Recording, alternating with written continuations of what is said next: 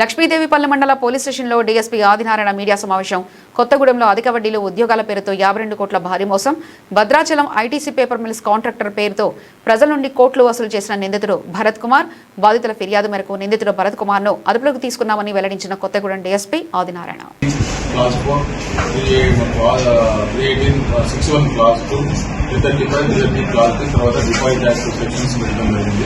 దీంట్లో ప్రధానంగా ఏంటంటే ఇక్కడ బేతంబుడి భరత్ కుమార్ తన యొక్క లోకల్ ఐటీసీలో పనిచేసుకుంటూ తన యొక్క పలుకుబడిని ఉపయోగించుకొని తన లోకల్ తెలిసిన వాళ్ళు ఉపయోగించుకొని మొత్తం 16 మంది వ్యక్తుల దగ్గర ఆన్లైన్ అయితేనేమి క్యాష్ అయితేనేమి 44 కోట్ల 7 లక్షల రూపాయలు తీసుకోవడం జరిగింది.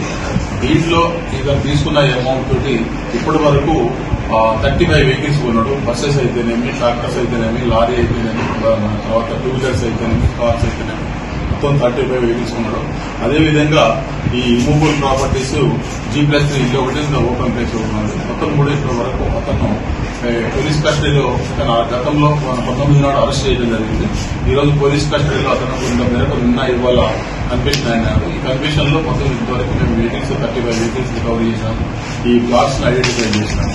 వీటిపైన ఇతను ప్రజలను మోసం చేసి ఈ విధంగా డబ్బులు కలెక్ట్ చేసి జాబ్స్ ఇప్పిస్తామని చెప్పి కాంట్రాక్ట్ ఇప్పిస్తామని చెప్పి అధిక మొత్తంలో డబ్బులు ఇప్పిస్తామని చెప్పి చేసిన ఇతను చర్య తీసుకుని కోర్టుకు పంపించడం జరుగుతుంది. ఈ ప్రాపర్టీని కూడా సీజ్ చేసిన